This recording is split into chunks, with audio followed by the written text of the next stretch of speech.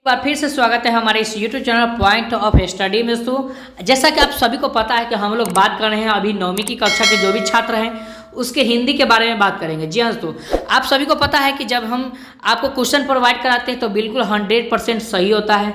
आप लोग बताइए कि हाँ, मैंने जो भी क्वेश्चन देता हूँ वो सही है कि गलत है। ठीक है, सोशल साइंस में भी दिया था, मैथ में भी दिया था और साइंस में भी दिया था, उसके बाद जो है ना इंग्लिश में भी दिया था। क्या एक भी क्वेश्चन मैच किया है कि नहीं किया है? पूरा का पूरा 100% मैं बोल रहा हूँ कि मैच किया है। ठीक है, तो आप लोग जो है ना सबसे पहले इस वीडियो को लाइक कर दीजिए, क्योंकि आप जो जानते हैं कि आप लोग के लिए मैं इतना मेहनत कर रहा हूँ तो एक लाइक तो आपकी तरफ से बनता है। और ये आज का टारगेट है कम से कम 2000 प्लस जो है ना लाइक जाना चाहिए। ठीक है, 2000 प्लस लाइक अगर भेजा देते हैं तो आपके लिए मैं जल्द से जल्द है ना अपलोड करने वाला हूँ संस्कृत का वीडियो। तो फटाफट इस वीडियो को लाइक कर दीजिए और चैनल पर पहली बार विजिट कर रहे हैं तो प्लीज़ चैनल को सब्सक्राइब कर लीजिए, ताकि मैं अगला नेक्स्ट वीडियो जब भी मैं डालूँ जैसे डालूँ तो सबसे पहले आपके पास नोटिफिकेशन जा पाए। और एक बात बता दूँ कि 10वीं की एग्ज़ाम की परीक्षा जो भी तैयारी है इसी चैनल पर बहुत ही शानदार तरीके से कराया जाएगा, बिल्कुल घबराने की जरूरत नहीं है। तो बाबू मेरे चलते हैं क्वेश्चन की तरफ बढ़ते हैं।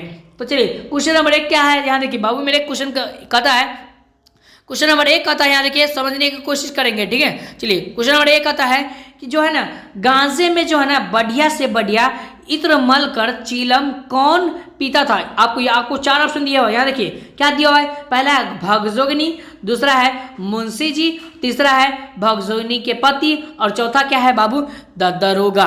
तो इसका आंसर क्या होगा? तो बाबू कहेंगे बिल्कुल सही जवाब। सर जी आपने सही जवाब दिया, मुंशी जी। ऑप्शन नंबर कहाँ जाएगा? तो बी में जाएगा। चलिए बाबू मेरे फटाफट लाइक कर दिए और शेयर कर दिए, जल्द से जल्द दोस्तों के पास शेयर कर दिए। ठीक है, और टेलीग्राम, हाँ Telegram POINT point of study STUDY study STM। ठीक है, point of study STM point of study STM जाकर सर्च कीजिएगा टेलीग्राम में और वहाँ पर ना आपको ज्वाइन हो जाना है, ताकि मैं जब भी PDF डालूँ ना तो आपके पास पहुँच जाए। और सब्जेक्टिव का भी PDF डाल देता हूँ वहाँ पर। आप जानते हो ये कि मैंने जैसा कि दिया था सोशल साइंस इंग्लिश सबका दिया था ना, तो ठीक है, तो टेलीग्राम में जुड़ जाइए। ठीक है, अगर आप वहाँ से नहीं जुड़ना चाहते हैं तो डिस्क्रिप्शन बॉक्स में भी लिंक दिया है, वहाँ से आप जुड़ जाइए। ठीक है, तो चलिए क्वेश्चन नंबर 2 कहता है कि किस सदी में चीनी यात्री फैहान नालंदा में आए थे। बताइए, फैहान जो है ना नालंदा में आए थे। तो यहाँ पर बताइए, इसका 4 ऑप्शन दिया। चौथी सदी में, उसके बाद 5वीं सदी में, 6ठी सदी में और 3री सदी में।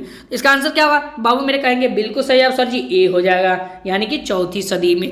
चलिए आगे बढ़ते हैं बाबू। तो आगे क्या कह रहा है यहाँ देखिए, नालंदा विश्वविद्यालय का जन्म कैसे हुआ था? बताइए कैसे हुआ बाबू?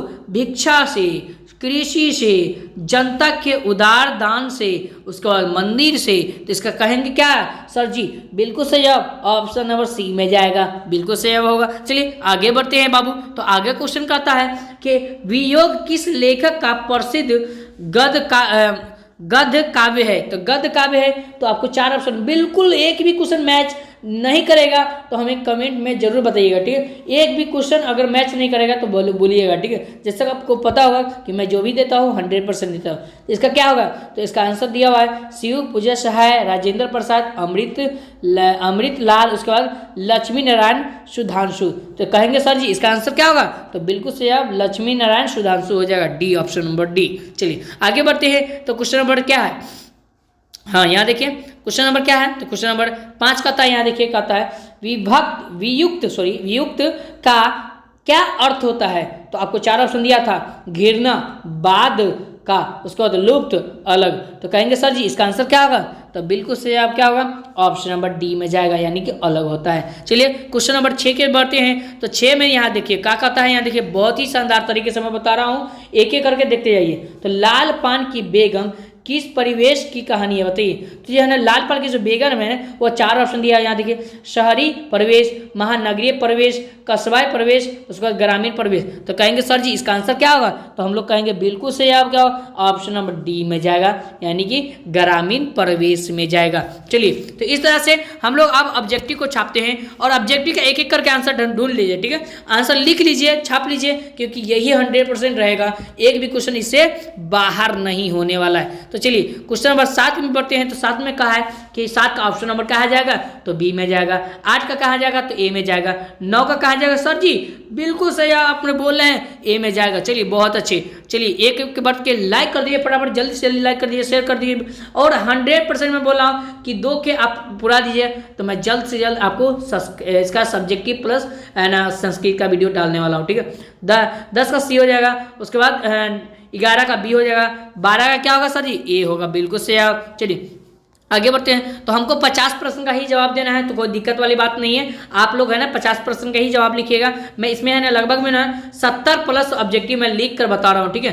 तो लिखा हूँ उसका आंसर लिखा हूँ, ठीक है। तो चलिए 14 का क्या होगा, तो 14 का सही आंसर बिल्कुल से आप क्या होगा। चलिए यहाँ देखते हैं,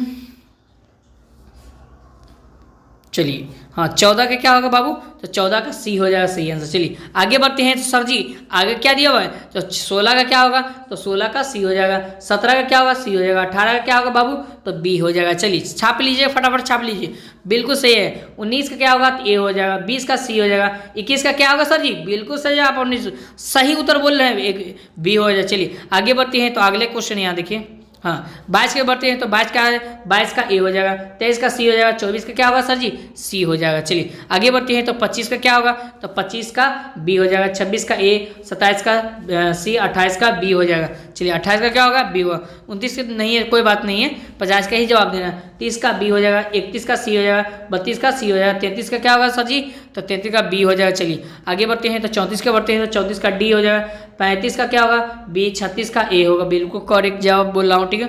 चलिए आगे बढ़ते हैं। तो 37 का क्या होगा, 37 का बी हो जाएगा, 38 का डी हो जाएगा, 39 का ए हो जाएगा, 40 का क्या होगा तो बी हो जाएगा, 40 का क्या होगा बी होगा, 41 का क्या होगा बाबू, तो 41 का ए हो जाएगा, 42 का ए हो जाएगा, 43 का सी और 44 का क्या होगा सर जी, तो सी हो जाएगा। चलिए बहुत अच्छे आगे बढ़ते हैं। तो 45 का क्या होगा बाबू, तो बी हो जाएगा, 46 का सी हो जाएगा, 47 का बी हो जाएगा। चलिए कोई बात नहीं है, हमको 50% का ही जवाब देना है, तो हम देख लेते हैं। 49 आ गया, तो 49 का क्या होगा, तो भैया 49 का ए हो जाएगा, 51 का क्या होगा तो बी हो जाएगा। चलिए बाबू हाँ क्वेश्चन नंबर 53 यानी 53 में चलते हैं। तो डी हो जाए, 53 के क्या होगा डी हो जाए। चलिए आगे बढ़ते हैं। तो बाबू अगला यहाँ पर 56 नहीं है, कोई बात नहीं है। चलिए 61 के बढ़ते हैं। तो 61 का क्या होगा बाबू, तो 61 का कहेंगे सर जी बी हो जाएगा, और 62 नहीं है, कोई बात नहीं। 63 का क्या होगा तो ए हो जाएगा, 64 का ए हो जाएगा। चलिए एक एक करके देखते हैं। हाँ 64 हो गया बाबू। चलिए आगे बढ़ते हैं। तो 65 का क्या होगा बाबू बी हो जाएगा, 66 का सी हो जाएगा, 67 का क्या होगा डी हो जाएगा। चलिए कोई बात नहीं है, फटाफट आप लोग नोट करते चलिएगा, ठीक है।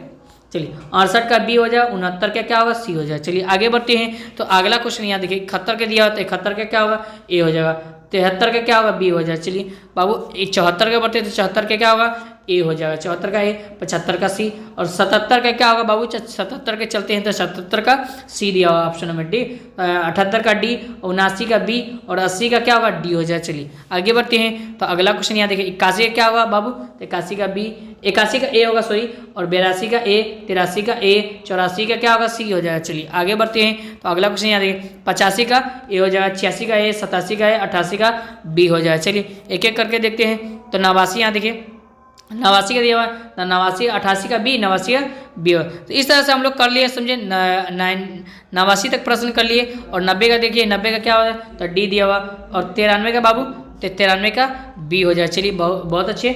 और 94 का क्या हुआ, तो 94 का डी हो जाए। तो इस तरह से हम लोग प्रश्न कर लिए, कोई बात दिक्कत वाली बात नहीं है। तो चलिए वीडियो को लाइक कर दिए फटाफट, जल्दी से जल्दी लाइक कर दिए। और चैनल पर पहली बार विजिट कर रहे हैं तो प्लीज़ चैनल को सब्सक्राइब कर लीजिए। और फिर मिलते हैं, आपको सब्जेक्ट की प्रश्न लेकर आए हैं, जल्द से जल्द है ना संस्कृत का भी ला रहे हैं, तो फटाफट आप लोग है ना शेयर कर दीजिए। चलिए फिर मिलते हैं नेक्स्ट वीडियो, तब तक के आप सभी का एक बार फिर से धन्यवाद।